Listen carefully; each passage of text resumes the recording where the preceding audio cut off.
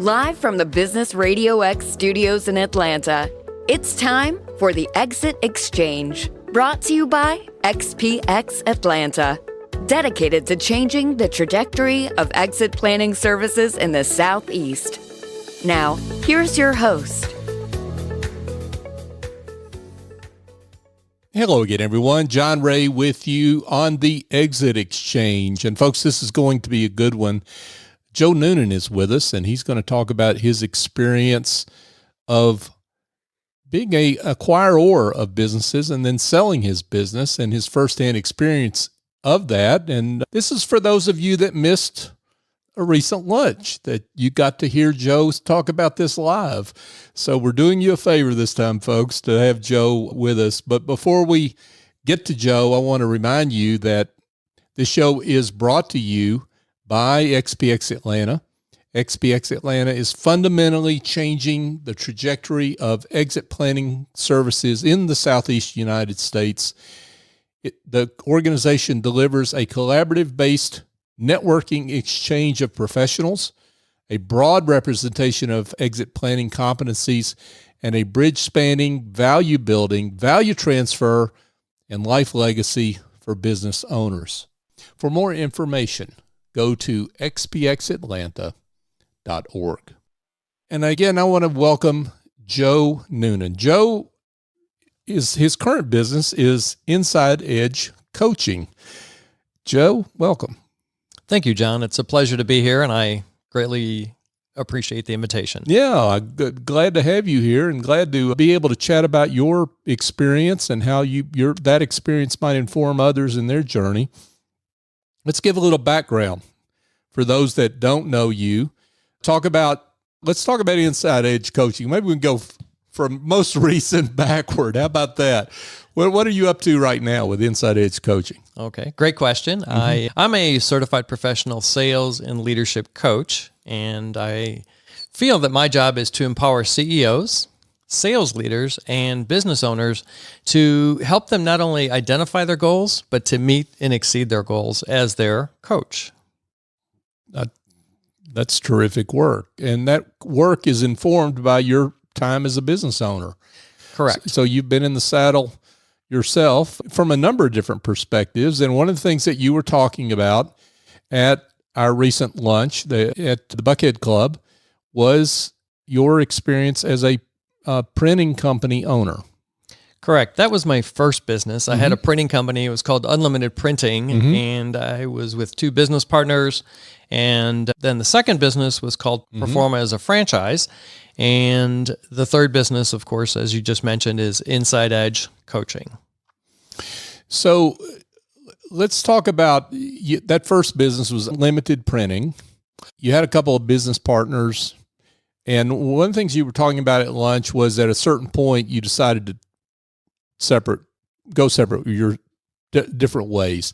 We don't need to get into all the details of the whys, but I think what's important for business owners to know is before you take on a partner, what do you need to do? How do you need to think about this? Great question again. Is being a business owner and having business partners is almost like looking for a spouse or considering your marriage. You're going to spend a lot of time together, and you really want to make sure you do your due diligence, that you're working with quality people, that they're ethical, that they're honest. And the other part of it is that you can work well together, whether there's one partner, two partners. In Unlimited Printing, there was three of us, and of course that adds more dynamics because you get more opinions. So Right. we were together for about 7 years and just decided that for a variety of reasons that our goals, quite frankly, were not aligned, and decided that it was time to go our separate ways. And it just was the next chapter for most of us.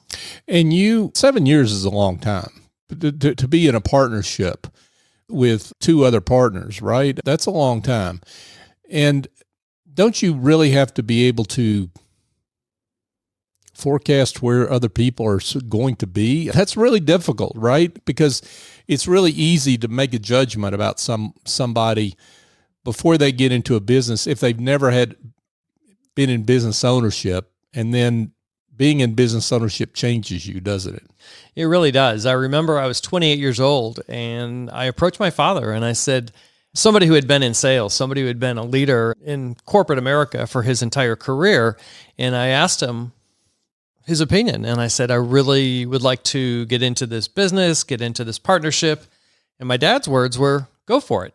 And I really appreciated that. And so I decided that was, at the time, a good thing to do. And it just over time, it really was productive. But getting to know your business partner is really important. And I think a lot of that is spending time together before you go into business and having those deep conversations, and sometimes playing the what if game. Is how would you handle this situation? Here's how I would handle it. And almost role-playing some situations to make sure that you are on the same page in a lot of different ways when it comes to the business. And it's a little different when you're 28 versus when you're, let's say, 58.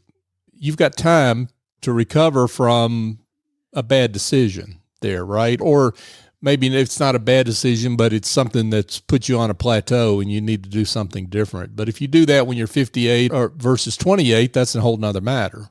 It really is. And at the time, it was a good decision for me. My kids were young, and I really needed to do something different. And so that took me and introduced me to my second company, and that was called Proforma. Proforma is a franchise, and it allowed me to continue selling printing, but it also allowed me to sell promotional products and e-commerce solutions. And I ran that business for 24 years, and then I sold it back to the franchisor in 2017. Oh, wow. So let's talk to those business owners out there that are thinking about going into business through a franchise. What are some of the issues that you encountered as you went through that process? What are some of the good and the bad of franchise ownership? I'm a big fan of being a franchise owner. They have systems, they have procedures. For me, it was an opportunity to sell more products. Plus, they had a $25 million line of credit that I could tap into. So if I had an order that was, say, $30,000, I didn't have to take that out of my savings. I just was able to secure a purchase order from the client, and then we had credit insurance and other things that really made it a lot more comfortable. And sometimes as a solo business owner or a solopreneur, you don't have those luxuries in place. In a franchise environment, they're all different. But for me, that's why Proforma was such a great fit. Yeah, that's really good. And most franchisors that at least I'm aware of don't have that big line of credit to be able to back you. Don't just assume, folks, that exists out there in all circumstances, right? That is correct. Yeah. Right? Every franchise is different, and that's why you have to do your due diligence. And quite frankly, in any business, if you're looking to buy a business, ask a lot of questions. And that's where asking those questions is going to unveil the things that may or may not lead you to being an entrepreneur. Now, was your franchise an existing business, or did you start from scratch? So I was able to roll over the sales that I already had. I brought my existing clients with me. And if I ever decided to exit, then I was allowed to take those clients back with me if I decided to exit the franchise. But anything that I picked up while I was part of the franchise had to go back to them. So again, that might be one of the things we talk about, the good, the bad, and the good, the bad, and the ugly. That was probably something that when you're acquiring businesses, or acquiring client business, that I worked so hard for, but then I'll be honest with you, John, it just kept me engaged in the business. Yeah. I was real happy with what I was doing, and it afforded me so many more systems and procedures and ways to grow my business. And the best way for me is through acquisition. Yeah. Okay. I want to get to that. But when you got into this franchise system, did you open a business from scratch, or did you buy an existing franchisee? Yes, I became a new franchise owner. Okay. Okay. So you were bringing business with you from the old business, but you were starting a brand new franchise through Proforma. That's Proforma. correct. Yeah. Thank you. Cool. You did this. What year did you open? I opened in 1999. Okay. So you opened in 1999, and you your first acquisition I see was 2001. That's a pretty short window to start thinking acquisitions, it seems to me. I think you're right. Yeah. But the opportunity was there. And this is something that the franchisor supported. They had team members on staff that were part of their M&A department, and they were there to help the franchise owner grow their business. And the best way to do it for me and many other franchise owners across North America was through acquiring our competitors. And one of the tactics that I used was sending out 400 letters a month, 100 per week, to my competitors. And I had a database of 1,200. So everybody got a letter it was personalized. It was from me. And it said, "Are you tired? Are you worn out? Ready for a change?" Had to create a little pain there. Of course. To get the recipient of the letter to think, maybe I am. So that started the conversation for acquisition with that, especially that first one in 2001. Now everyone understands why you do sales coaching. So fair statement. Right. And this is a business. I can see where this is an industry, a type of business where there are a lot of tired business owners, or were at that time anyway. Absolutely. And the one that I acquired, my very first one, unfortunately, this gentleman, it was a printing company in Tucker, Georgia. He was having some health issues. And when he saw my letter, it was a great exit plan for him. And it was an opportunity for me to grow my current printing and promotional product business. So one of the things that we talked about, I think there were several comments at the lunch about this, but one of the things we talked about at our table when we did our round table, after listening to your remarks, we were just talking about that letter and what a unique strategy that is, or seems to be. How did you come up with that idea to send out these letters? And that was in a day where it takes some time to do, to dedicate yourself to send out 100 letters a week. Working harder, working smarter. Yeah. And it was something that the franchisor provided. And so that was their solution, their idea. I'm not going to take credit for that. And I just said, here's our 1,200 candidates, and some of them were in Georgia, and some of them even extended outside of Georgia. But it was an opportunity to touch base and get them to think and say, maybe I'm a little tired. Maybe I'm worn out from doing this business, and this could be the perfect exit strategy for me. I just paid for it. They executed it on my behalf. Now, one of the things that you were talking about during the lunch was what your primary target, what your primary goal in that any of these acquisitions was. It was not machinery or location or anything like that. What was it? Customer list. That's what I wanted. And say why. The reason I wanted the customer list, and quite frankly, to complement that, is the relationship. The customer list, I was known as a print broker. I didn't have any machinery. I had vendors that would do everything. They're called trade printers. And there's many here in Georgia, and there's many across the country that I would use depending on the size of the project. So quite frankly, I was just in sales. And I was out knocking on doors and meeting with my prospects and my clients. But I wanted to, if you will, with the former business owner, as I wanted to partner with them and have them introduce me to whether it's their top 5, top 20 clients. And the luxury there was I was able to sell more products, more solutions, e-commerce solutions that, quite frankly, they didn't have that capability or didn't have part of that.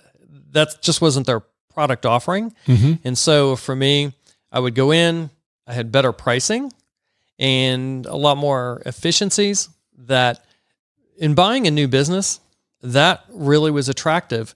And quite frankly, for the existing client, they were willing to listen because I went in with that former business owner. We made a call together and they're like, okay, it sounds like it's a win-win for everybody. And quite frankly, it was. And how did you evaluate the quality of the customer list in terms of its attractiveness to you?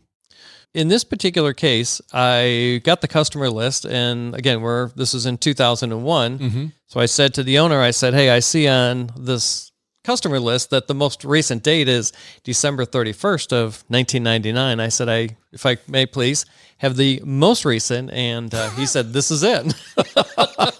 I said, oh no. And we recall what the timetable was now, folks, December 31st, 1990. Y2K, and people were concerned about it. And so this particular gentleman, small operation, he was operating in DOS. He really didn't want to invest in his business anymore. And so he had to not only handwrite, but he had manual files with orders that he had taken historically. And so those are things that he passed on to me. So it made our job a little bit more challenging, but at the end of the day, it put us in a good position to talk to the new clients and really penetrate the accounts with other offerings and, of course, better solutions. Now, if I remember this right, you had, in putting that client list together, there were clients that weren't even on that list that were valuable. Correct. Do I remember that right? That's a fair statement, yes. Yeah. Yeah, since, again, I had to add to the list, if you will, in a bit of a manual way, but then once we got it into our system, it allowed us to market to them as well. A lot of these companies, because they were solopreneurs, they didn't really have a marketing program. They were just the local guy, and people said, hey, we need letterhead, envelopes, business cards, brochures, and it was fun, but at the end of the day, I wanted to go in and be a total solutions provider for that client. And once I got all the names, I also sent letters to them and said, hey, it was great to meet you. Follow up, because it's the number of touches. I wanted them as a new client to me, former client to the former owner. I wanted them to feel good about working with us, and that opportunity was really growth for me. So overall, among the 4 acquisitions I did, John, 135 new clients is what I picked up. In this first? Among the 4. Oh, among the 4. Okay, Right. Got it. Okay. So let's talk about deal structure, because that seems like to me that was an important aspect of why the deals that you did that were so successful, why they were successful. So it was an interesting approach. And one of the things that many business owners expect is that I'm just going to write a check and say, here you go, and they can go off in the sunset. But I really wanted them to stick around, and I didn't want to retain them full time, but I wanted to make sure I had their intel. I didn't want to take on any of their staff members, but I did help them sell their equipment. I did help them sell their office furniture, because they really were shutting down their location. All we did, again, going back to the customer list, that's what we picked up. And that's what we were doing, is just marketing to those clients that were on that list.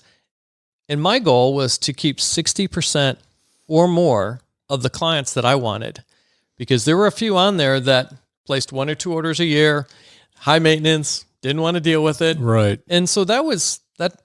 When you do an acquisition, quite frankly, that's for the new owner. It's a nice opportunity, because you can make that decision whether you want to work with that client or not. But overall, it worked out to be very fruitful for everybody. Again, I wanted it to be win-win among the 3 of us. And you, in terms of the deal that you struck with the former owner, that was related to the net revenue of the resulting customer list, right? It was. And it was based really on gross profit. So to make the example very easy, let's say they had $100,000 in revenue, and their gross profit based on cost of goods, again, make it simple, $40,000. So the profit was $60,000. So what I would do is, over 3 years, if I grew that business to $300,000 or $500,000 on the accounts that I acquired from them, I would pay them 33% of the gross profit every month. Wow. That's a big incentive to hang around, even if you're tired. Absolutely. Absolutely. And for them, it was win, because a lot of them stepped away from the business, but that was part of their exit plan strategy. And I had more systems, could sell more products, better pricing. And yeah, among all the acquisitions I did, I never had anybody come back and say, you didn't do a good job. They were all very happy. All of the deals that you did, the seller ended up being happy after 3 years or whatever, whenever that earn out ran out. Generally speaking, they were all but one. I did a 2-year deal and put down a little bit more money. And then the rest of them were, I put down a few dollars, and then the rest were over 36 months. Got it. Do you think you were the choice because the choice buyer for them because you were the one that asked? Or do you think, was there competition? If they had gone out, let's say they had hired an advisor to go out and shop their business, would they have done, how would they have done? I know that's a hypothetical. Yeah, it's a hypothetical, but the answer is, I think it depends. Because I think business brokers are very valuable. And that's a mistake that I didn't use back then is I really wish I would have brought in a business broker to help me really dig deep and understand that, hey, I'm not getting a full customer list here, and doing some due diligence and maybe providing a valuation of the business. In fact, I have one of my current coaching clients. They're a staging company right now, and the two partners, one's 42, the other is 64, and the 64-year-old is stepping away from the business. I brought in a business broker, and I said, can you help us and provide a valuation? And they did, and that has helped settle the storm, if you will, between the two business partners, and it's actually a great relationship. But having resources like business brokers, wealth advisors, people like yourself that can help people and really understand the value of pricing your products, your services, your solutions, those are great resources that, quite frankly, years ago, I didn't think about employing, but now that I'm a little older than 28, I should have, because it may have helped me a little bit as well. Let's talk about, that's a good place to start talking about red flags. So red flags that you identified at first, the ones you were looking for, and maybe talk about the ones that you learned you needed to be looking for. Sure. So some of the red flags were the fact that they didn't do any marketing. They didn't even have social media, quite frankly. They were order takers, where we wanted to go in as a performer franchise owner and continue to provide value. They used to call me Go-To Joe. If you have any questions, go to Joe. And they would refer me to other divisions within a particular company. And sometimes price wasn't always an issue. They said, hey, can you get us these portfolios by Friday of next week? And I was like, sure. How many do you need? And it was all about being there and providing extraordinarily good service. And yeah, I always laugh at the Go-To Joe. Could be worse, right? Oh, absolutely. It could be worse. Now, one of the things that you were talking about were just the state of business owner financials, business owner processes, and how, in some cases, terrible that was, and how it prevented you from doing some deals that you might have done otherwise. Absolutely. I completed 4 acquisitions in 7 years. I had numerous conversations. 2 were close, and then I walked away because they didn't have updated tax returns. They didn't have monthly profit and loss statements. And this is how we measure the success of a business. And so if you're thinking about buying a business, really do your due diligence and bring in the people that can be more of an expert than you are. For me, it was a growth strategy, but these were red flags, John, that quite frankly, I just had to make sure that I didn't make a harsh decision, because it was easy to say, I'm going to do it. I'm going to acquire these accounts. But then at the end of the day, I wanted to make sure it was a good decision for me, for my family, and of course for the business. So were these, when you bought the customer list, this was purchase accounting, I assume? Correct. Okay. So you weren't buying the corporate entity, whether it's an LLC or C Corp. So therefore you weren't taking on any debt, any unseen liabilities and that kind of thing, right? Correct. I've had some people say, hey, if you acquire us, we want you to clear our $60,000 in debt. And I'm like, that's not going to happen. Right. Right. You could do that with the earnout you're going to get, right? Absolutely. Yeah. There you go. So what was the end result here, Joe, in terms of where you think your business without these acquisitions, where it would have gone versus what you ended up with when it was all said and done. How much value did these acquisitions add for you as a business owner? Tremendous value, John. Tremendous value, because the more accounts, the more product, more sales that I had, just contributed to the bottom line. And it was a very profitable business. I didn't always sell on price.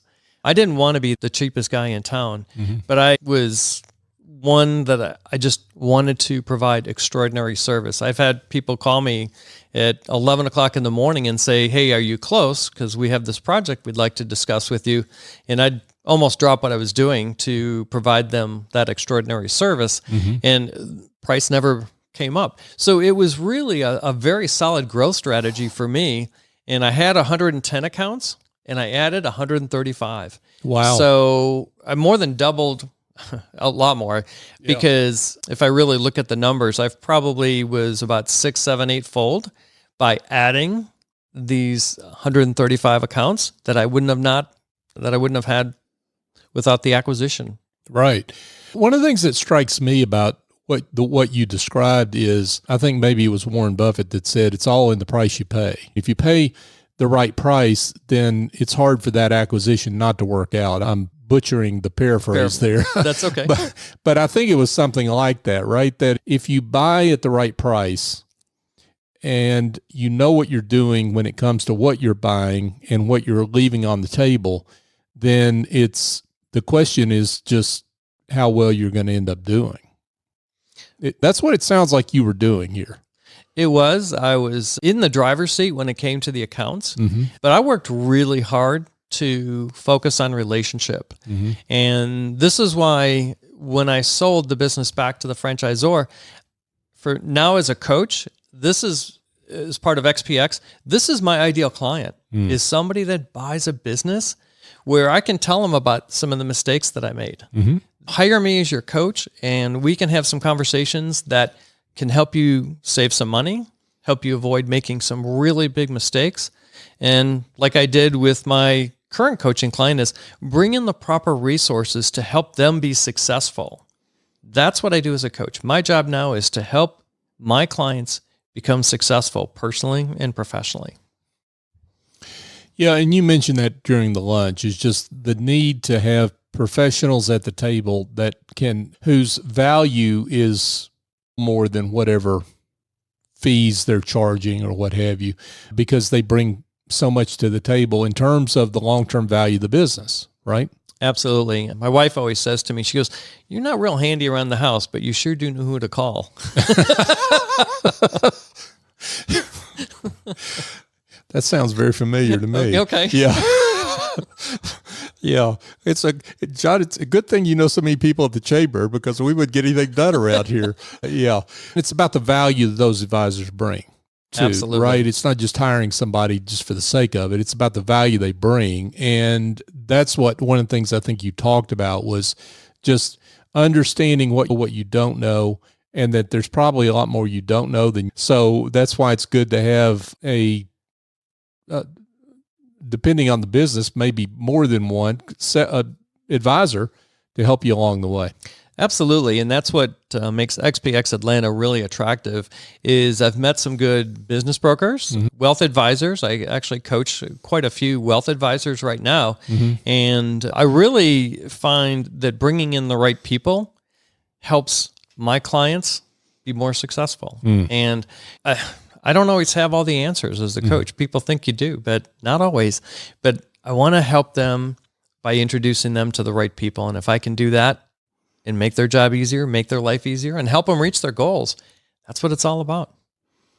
That's terrific. Joe Noonan, folks, his business today is Inside Edge Coaching. We'll get the contact info for you in a second there, Joe, for those that are interested in that. But just let's wrap it up. Is there anything that we've missed that you think our audience needs to hear in terms of just this journey and what it taught you and what lessons it has for those that maybe want to embark on a similar acquisition program?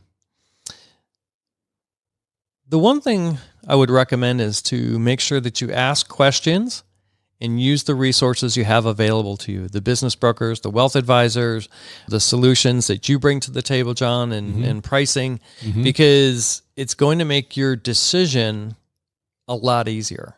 Using resources, almost like calling a plumber. I'm not the expert. Right. Bring in the experts and let them help guide you. And the whole bottom line is ask questions and more questions, because sometimes owners may not want to share everything with you, and it's important to really dig deep and ask a lot of questions. And those owners are not going to help you volunteer on those questions you should be asking, right? They are not Absolutely. going to, and neither are their advisors either, because they don't get paid to do that. They don't get paid to help you out as the acquirer. Joe Noonan, folks, Inside Edge Coaching is the name of his business, his coaching practice. Joe, let's give directions for those that want to know more about your experience along the way and maybe inquire about your coaching and how you help folks there. How can they find you? Best way is to give me a call, area code 678-596-6479, or feel free to send me an email, and that's at joe.noonan, Noonan, at inside-edge-inc.com. Joe Noonan with Inside Edge Coaching. Joe, thank you so much for telling your story, and we appreciate you and the work you do. Thank you. My pleasure, John. I appreciate you as well. Thanks. Thank you. Hey, folks, just a reminder that this show is brought to you by the Exit Planning Exchange Atlanta. That's the Atlanta chapter of the Exit Planning Exchange.